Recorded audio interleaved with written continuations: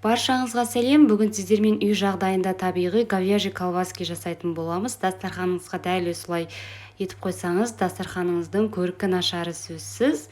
Міндетті түрде жасап көріңіздер. Видеоны соңына дейін қараңыздар. Алдымен бізге керегі майсыз сиырдың еті, немесе майсыз фарш болса да болады, майлы емес. Біздің ішектің ішінде май жетеді, сондықтан майсыз ет болғаны дұрыс. Сол ет тартқыштан бірінші етті өткізіп аламыз, сосын болгар бұрышын, артынша бөліктерге бөлінген сәбіз және кинза көкөністерден, чеснок.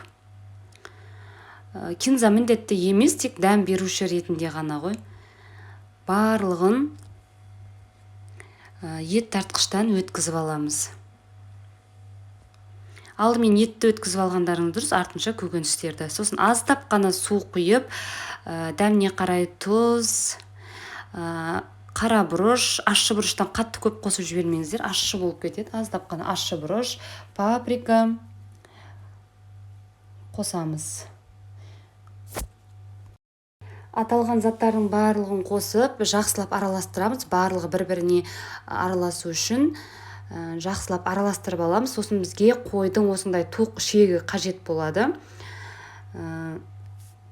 Әсіпшек деп айтады, көбінесе ет сататын жерлерде осындай тоқ ішегін аламыз. Тазалап, тұзды суға бір жарты сағат, 1 сағат шамасында салып қойып тұрып, тазалап жуып алыңыздар.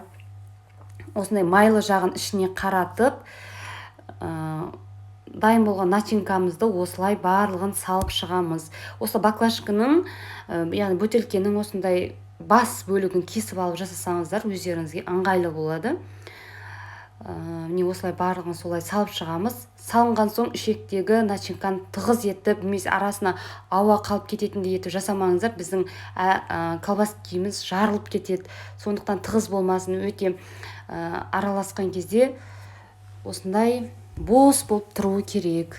Енді колбаски етіп жасау үшін әр жерінен жіппен байлап шығамыз. Басында екі басында жіппен байлап алдық. Жаңағыдай айтуды ұмытып кетіппін ғой.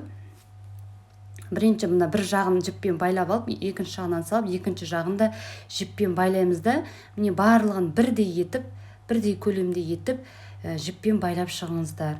Арасына ауа кіріп қалып кететіндей, немесе қатты тығыз болып қалмасын қыздар. Дайын болған колбаскелерді суға салып, бетін жауатындай суға салып, отқа қоямыз және қайнаған соң кішкене ғана ауа шығатындай етіп ашып, осылай өте баяу отта 2 сағат қайнатамыз. Қатты қайнап кетпесін, біздің колбаскелер жарылып кетеді. 2 сағат қайнайды, қайнап біткен соң осылай бетін жауып, оттың астын сөндіріп, суығанша қалдырамыз. Немесе бір түнге қалдырсаңыздар да болады. Бірден ыстық күйінде шығарсаңыздар, біздің колбаскелер қарайып кетеді.